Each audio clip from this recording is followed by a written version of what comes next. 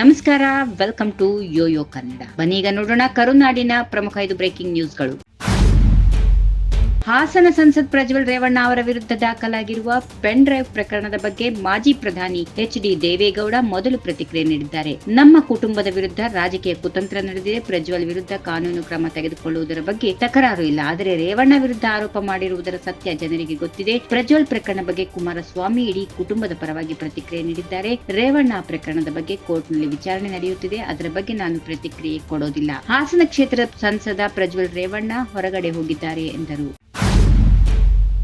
ಮುಂದಿನ ಶೈಕ್ಷಣಿಕ ವರ್ಷದಿಂದ ಎಸ್ಎಸ್ಎಲ್ಸಿ ವಿದ್ಯಾರ್ಥಿಗಳಿಗೆ ಗ್ರೇಸ್ ಮಾರ್ಕ್ಸ್ ನೀಡುವುದರ ಮಹತ್ವ ನಿರ್ಧಾರವನ್ನ ರಾಜ್ಯ ಸರ್ಕಾರ ಕೈಗೊಂಡಿದೆ. ವಿದ್ಯಾರ್ಥಿಗಳು ಅವರ ಅರ್ಹತೆ ಆಧಾರದಲ್ಲಿ ಪ್ರಗತಿ ಸಾಧಿಸಬೇಕು. ಗ್ರೇಸ್ ಮಾರ್ಕ್ಸ್ ನೀಡಿದ್ರೆ ಸ್ಪರ್ಧಾ ಸಾಮರ್ಥ್ಯ ಕಡಿಮೆ ಆಗಲ್ವಾ? ಕಡಿಮೆ ಅಂಕ ಪಡೆದ್ರೆ ವಿದ್ಯಾರ್ಥಿಗಳು ಅನರ್ಹರ ಎಂದು ಡಿಸಿಎಂ ಡಿಕೆ ಶಿವಕುಮಾರ್ ಅಧಿಕಾರಿಗಳನ್ನ ಪ್ರಶ್ನಿಸಿದರು. ಶಿವಕುಮಾರ್ ಮಾತಿಗೆ ಸಿಎಂ ಸಿದ್ದರಾಮಯ್ಯ ಸಹಮತ ವ್ಯಕ್ತಪಡಿಸಿದ್ದಾರೆ.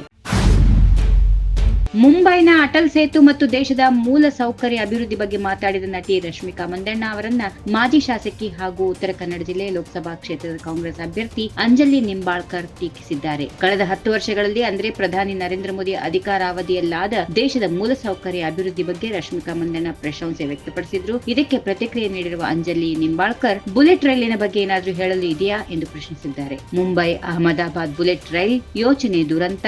ಬೂಟ್ ನೆಕ್ಕುವುದನ್ನ ನಿಲ್ಲಿಸಿ. ಮೆಗಾ ಸ್ಟಾರ್ ಮಾಡಲು ಇದು ನಿಮಗೆ ಸಹಾಯ ಮಾಡೋದಿಲ್ಲ ಎಂದು ಪೋಸ್ಟ್ ಮಾಡಿದ್ದಾರೆ.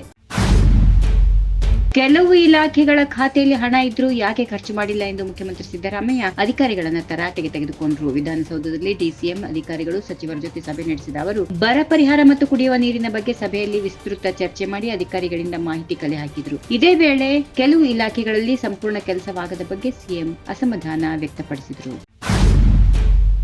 ಲೈಂಗಿಕ ದೌರ್ಜನ್ಯ ಪ್ರಕರಣಕ್ಕೆ ಸಂಬಂಧಿಸಿದಂತೆ ಸಂಸದ್ ಪ್ರಜ್ವಲ್ ರೇವಣ್ಣ ಬಂಧನಕ್ಕೆ ಕೇಂದ್ರ ಸರ್ಕಾರ ಅಸಹಕಾರ ತೋರುತ್ತಿದೆ. ಹೀಗೆಂದು ಸಚಿವ ಶಿವರಾಜ್ ತಂಗಡಗಿ ಆರೋಪ ಮಾಡಿದ್ದಾರೆ. ಪ್ರಜ್ವಲ್ ರೇವಣ್ಣ ಕುರಿತು ಎಸ್ಐಟಿ ತನಿಖೆ ನಡೆಸುತ್ತಾ ಇದೆ. ಪ್ರಜ್ವಲ್ ರೇವಣ್ಣ ಅವರನ್ನ ವಿದೇಶದಿಂದ ಕರೆತರಲು ಕೇಂದ್ರ ಸರ್ಕಾರ ಸಹಕಾರ ನೀಡಬೇಕಾಗಿದೆ. ಆದರೆ ಅವರಿಂದ ಸಹಕಾರ ಸಿಗುತ್ತಿಲ್ಲ ಎಂದು ತಿಳಿಸಿದರು. If you like this video ಬೇಗ ಲೈಕ್ ಮಾಡಿ, ಕಾಮೆಂಟ್ ಮಾಡಿ, ಶೇರ್ ಮಾಡಿ ಹಾಗೂ ಯೋಯೋ ಟಿವಿ ಕನ್ನಡವನ್ನು ಸಬ್ಸ್ಕ್ರೈಬ್ ಮಾಡಿ.